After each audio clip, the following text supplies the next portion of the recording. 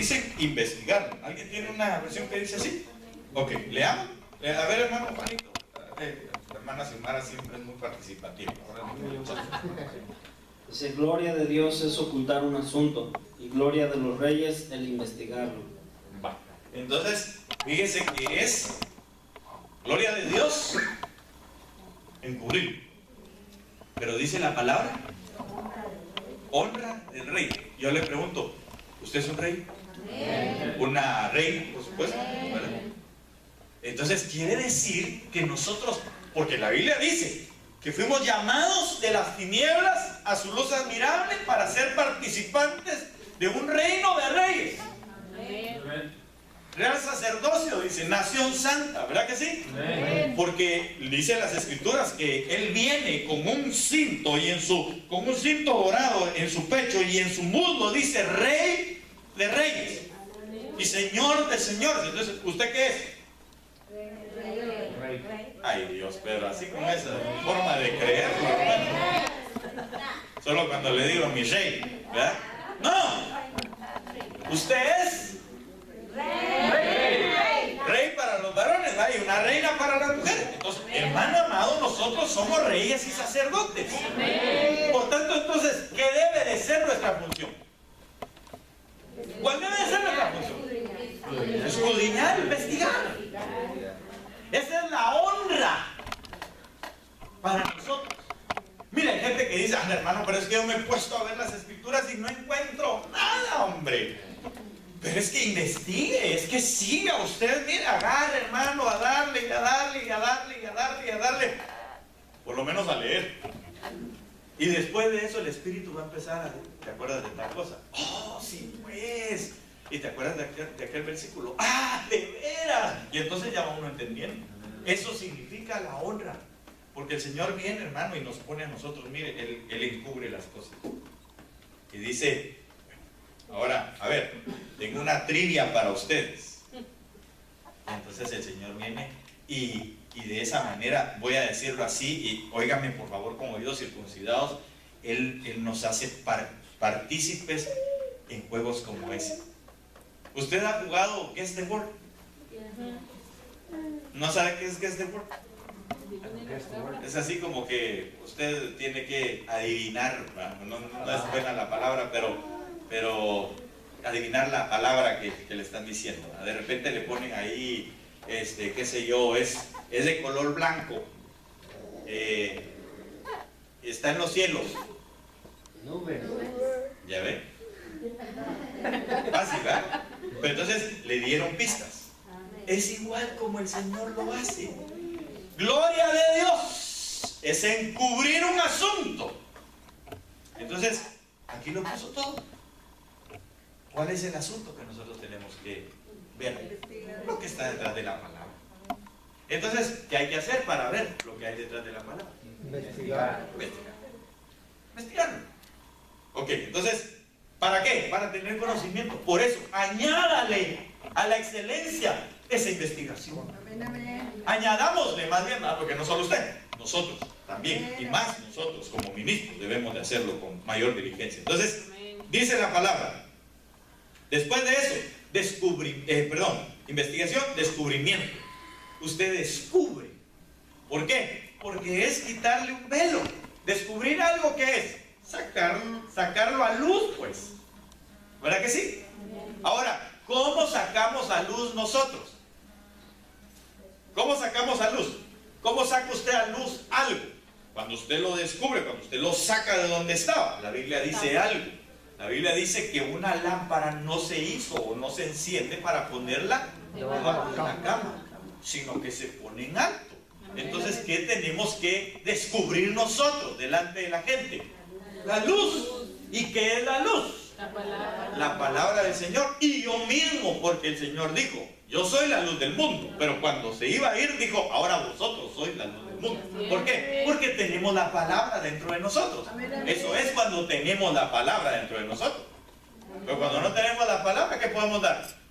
Nada, ¿verdad? Entonces, ¿qué debo de descubrir? La palabra.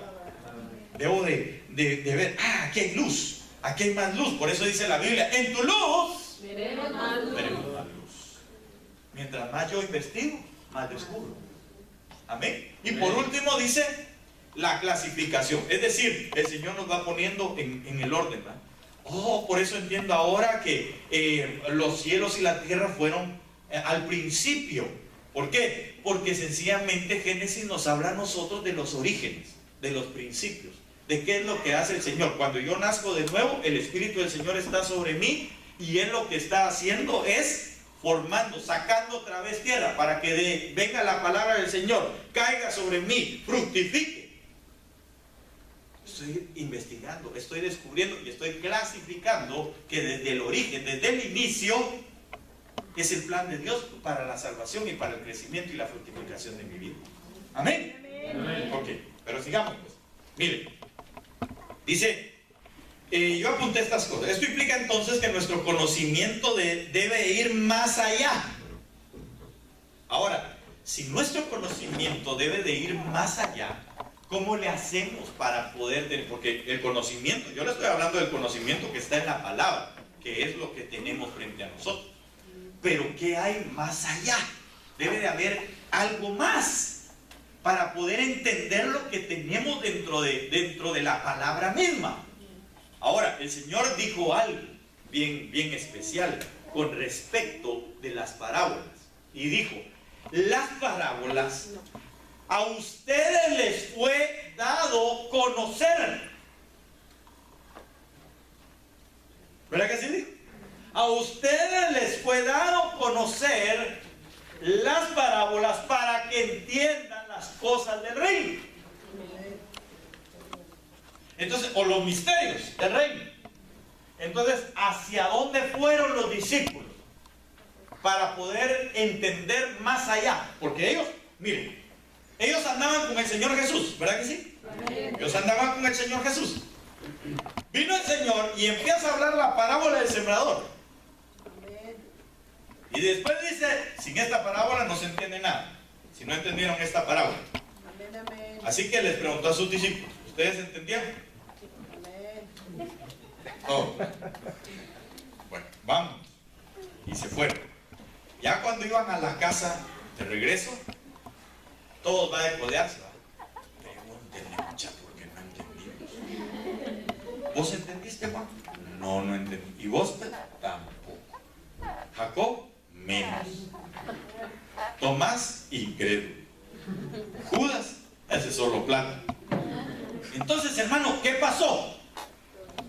Llegaron y le dijeron al Señor, Señor, la verdad, honestamente, ¿nos puedes explicar la parábola? Está bien. Entonces, ¿a dónde fueron? ¿O a quién fueron? A Cristo. Entonces, mire, hermano, eso es el ir más allá, es decir, la epignosis. El conocimiento que va más allá. ¿Se recuerda que hablamos de la reunión, ¿verdad? El episinagógico o episinagógico en algún momento, que es una reunión, pero que va más allá de tan solo ser una reunión, que es lo que estamos haciendo aquí. ¿Verdad que sí? Entonces, también hay una epignosis, que significa ir más allá del conocimiento que tan solo le queda a usted.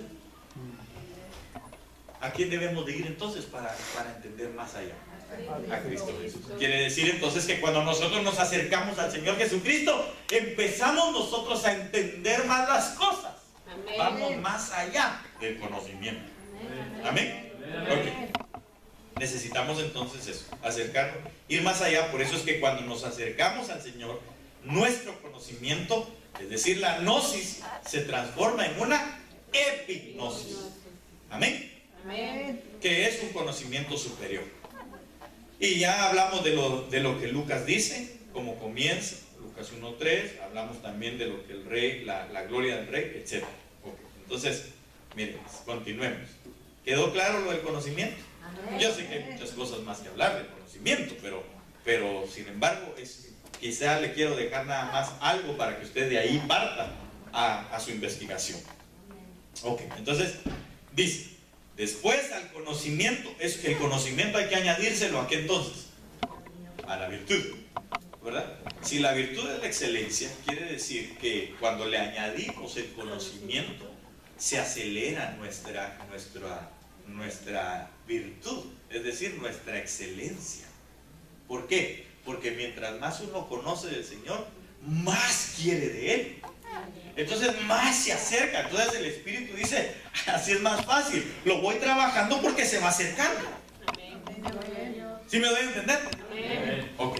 Entonces, después de eso, dice el Señor que hay que añadir a ese conocimiento, ¿qué cosa? Dominio propio. El dominio propio viene de una palabra griega que es enkrateia, o encrateia, dicen algunos, ¿verdad? Como no sabemos pronunciar bien, aunque va tildada en la primera, la encrateia no es otra cosa más que la templanza. Un ¿qué es la templanza? ¿O a qué se refiere templanza? No es a que esté usted en un clima así templado, ¿verdad? No. La templanza es, por ejemplo, ¿usted ha visto cómo forjan el hierro? ¿O sabe usted qué significa forjar el hierro? No. Se lo explico así rapidito. Mire, sencillamente el hierro agarra su dureza o su fuerza cuando es pasado por fuego para poder martillarlo, darle la forma que se necesita, y luego de inmediato se agarra y ¡pss! En el agua fría. Entonces, ¿cómo sale? Sale templado. Cuando se habla de templado es porque se volvió fuerte. A eso se refiere. Porque estando en el calor es débil. Usted lo puede maniobrar o moldear, ¿verdad? Y entonces cuando se mete al agua fría, ahí se solidifica y ya sale bien fuerte. ¿Amén? Okay. Entonces, fíjese que, digamos, la palabra templanza entonces quiere decir fortaleza o ser fuerte. Ahora, no ser fuerte con lo ajeno, sino ser nosotros fuertes. Pero oiga bien, de esta manera. Es ser fuerte, la templanza es ser fuerte en una cosa. Es decir, es estar bien controlado o ser dueño de sí mismo. Eso es lo que significa el dominio propio. Es decir, usted debe de tener fuerza sobre usted mismo. Usted debe de sentirse dueño de sí mismo, oiga bien, en el sentido de como Cristo nos lo enseña. Porque cuando nosotros permitimos que el Espíritu haga su obra sobre nuestras vidas, entonces quiere decir que nosotros vamos a hacer conforme el Espíritu nos dice. ¿Por qué? Porque aunque somos dueños de nosotros mismos, porque Él es ahora el dueño. Entonces, ¿quién es el que nos guía?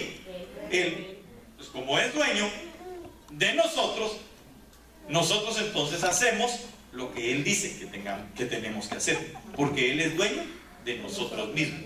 ¿Sí me doy a entender con lo que le digo o no? Ok, entonces, hermano amado, nosotros necesitamos ese dominio propio.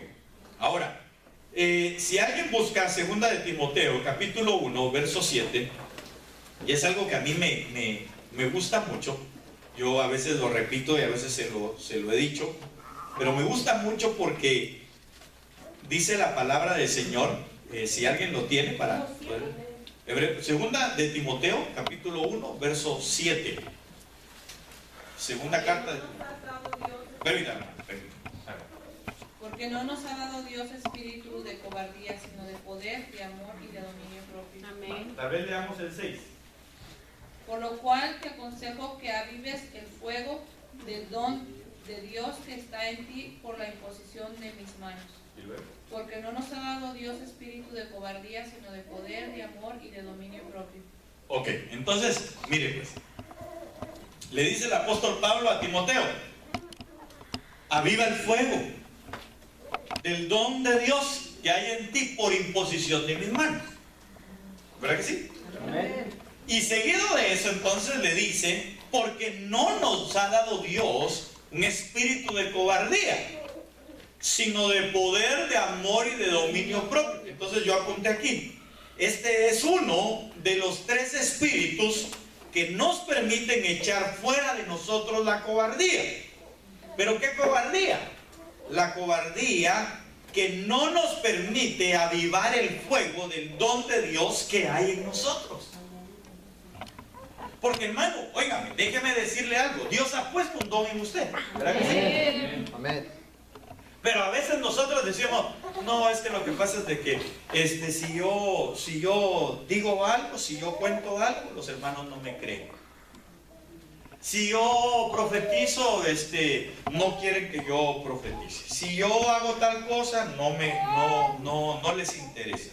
Entonces, el espíritu, el dominio propio es uno de los 3 espíritus, porque son 3 espíritus: poder, amor y dominio propio. Que claro, hay que conjuntarlo. Yo solo estoy hablando de uno, pero hay que conjuntar esos 3 espíritus para que los dones que Dios ha puesto en nosotros también edifiquen a la gente y nos permitan a nosotros ser humildes para poder darnos a conocer. ¿Ok? Va, entonces solo estoy hablando nada más del dominio propio. Usted investigue los otros 2. Entonces, hermano, nosotros tenemos dones de Dios que debemos avivar en nuestras vidas. ¿De qué manera? Con dominio propio. Claro, con amor y poder, pero con dominio propio. Entonces, digamos, el dominio propio nos sirve a nosotros. Le voy a poner un caso. Yo tengo palabra de profecía y de repente el Señor me empieza a dar la profecía cuando a mi espíritu llega el pensamiento o la voz de Dios que me dice: esto guarda, es para ti. Entonces, si yo no tengo dominio propio, lo que voy a hacer es que voy a dar la profecía, la cual no va a edificar a nadie, porque era para mí, no para nadie más. Entonces yo tengo que tener dominio propio para poder sujetar mi espíritu y decir: esto no lo voy a dar. ¿Sí me voy a entender?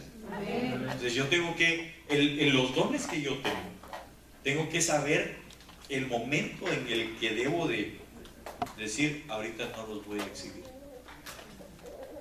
Este no es el momento de darlos a conocer. Porque si no, pueden servir para destrucción. ¿En qué sentido? En el que, por ejemplo, si yo tengo una voz extraordinaria y todos los demás que están aquí no tienen voces extraordinarias, y yo vengo y empiezo a cantar, lo que voy a hacer es que los voy a hacer sentir mal, los voy a humillar. Entonces, ¿para qué sirvió? Para destrucción. Porque lo que yo debía haber esperado era el tiempo de parte de Dios para yo poder entonces estar y cantar y sujetar. Sujetarme a mí mismo para decir: no voy a sacar todo lo que tengo, con tal de no hacer tropezar al que está al lado mío. Mire, eso lo explicó el apóstol Pablo de la siguiente manera. Dijo: yo de todo lo que me ponen en la mesa, yo doy gracias y va para adentro. Lo estoy parafraseando, porque no lo dijo así. Entonces, pero eso sí, él dijo: sin embargo, si yo me siento a la mesa, me ponen carne, porque él era judío, me ponen carne de unos chicharrones, hay unas carnitas con limoncito y tortillas recién hechas, pero veo que mi hermano judío está ahí junto de mí, entonces yo mejor me abstengo de comer. ¿Qué es eso? Dominio propio. Porque yo me abstuve de comer, aunque haya tenido el hambre más feroz del mundo, y era lo único que había que comer, pero para que él no tropiece, para no ser yo causa de tropiezo, entonces mejor les digo: no tiene frijoles con huevos, hermano. Eso es tener dominio propio.